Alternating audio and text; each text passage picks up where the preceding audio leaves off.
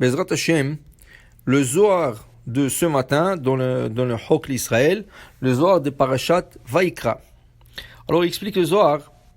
Amar Rabbi Yehuda patach ve'amar. Oda elav chatato. On dit que on lui fera savoir son péché. Alors je pose la Rabbi Yehuda la question, on lui fera savoir à qui? On lui fera savoir quoi?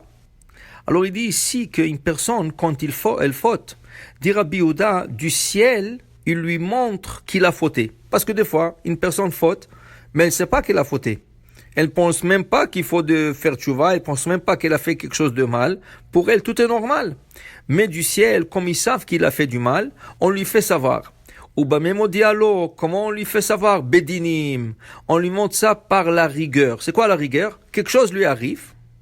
Et là, quand quelque chose lui arrive, là, la personne comprend qu'il a fait quelque chose de mal. Par exemple, un incident lui arrive pendant la journée. Alors là, il faut comprendre qu'il n'y a pas le hasard. Tout ce qui arrive à la personne tout de suite doit faire une relation. Ce qui m'est arrivé aujourd'hui, c'est quoi exactement le message du ciel? Alors, par rapport à ça c'est Oda elav min hashamayim, il dit, et il dit elav bedin. Et ça, c'est un jugement, parce que la personne, elle a un petit inconvénient, que maintenant, il doit comprendre qu'est-ce qu'il a fait du mal.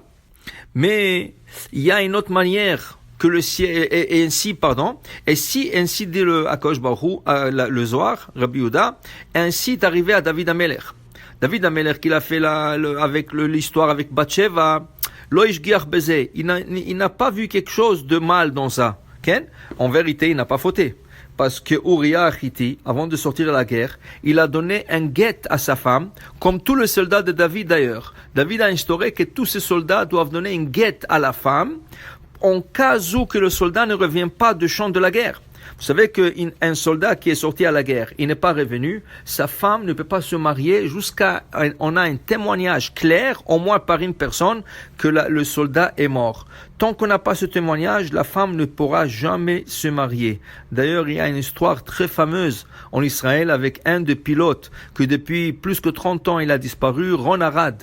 Et jusqu'à aujourd'hui, on n'a pas trouvé encore son corps. Et là, on ne sait pas s'il est mort, s'il est vivant. Et pour le doute, sa femme, la pauvre, qui était toute jeune quand elle se mariait, elle, jusqu'à aujourd'hui, elle ne pouvait pas se marier. Okay? Alors, pour dire que David Amelech, pour détourner ce problème, qu'est-ce qu'il a fait? Il a fait donner des guettes à tous ces soldats, à leurs femmes, pour qu'en cas où qu'il ne revient pas, la femme est divorcée. Alors, puisque Uriah, qui est son général d'armée, a donné le guet à sa femme, et il sortit à la guerre, et David Amelech, entre-temps, était avec la femme, comme elle était déjà divorcée, alors David ne voyait pas du mal, il pensait pas qu'il a fait quelque chose de mal. Qu'est-ce qu'il fait à Akadosh Baruch Hu? Il lui envoie le prophète Nathan, qui va lui raconter une petite histoire. Et l'histoire est que il y avait deux voisins, un riche, un pauvre, et le pauvre, il avait une seule brebis, et le riche avait un troupeau.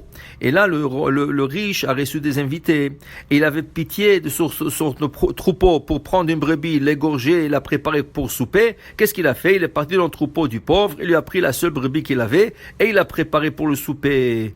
Tout de suite, quand David Amelech entend cette histoire, il dit, celui qui l'a fait mérite une peine capitale. Il faut le tuer.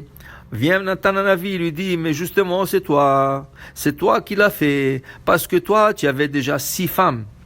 Et Uriah Achiti avait une seule femme, comme une seule brebis.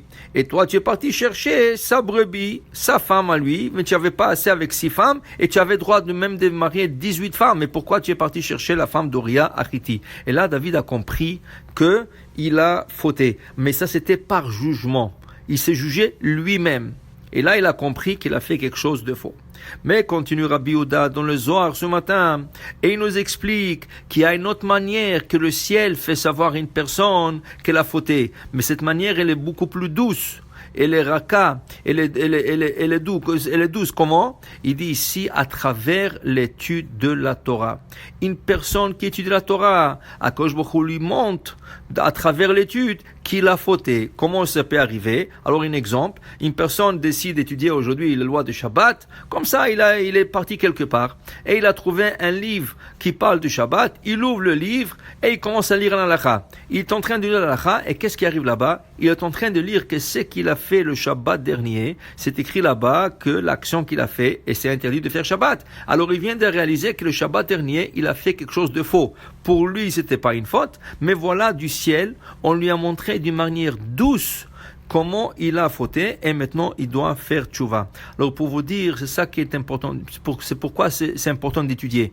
Quand on étudie, dit Rabbi Yehuda, Akadosh Baruch Hu montre à la personne d'une manière douce qu'elle a fauté, que ce soit pour le Shabbat, que ce soit pour le kasher, que ce soit pour n'importe le quoi, à travers l'étude, le ciel devant la personne si il a fait. Ça veut pas dire qu'il a fait, mais en cas qu'il a fait, à travers l'étude, il le trouvera. Baruch Adonai Le'olam, Amen ve Amen.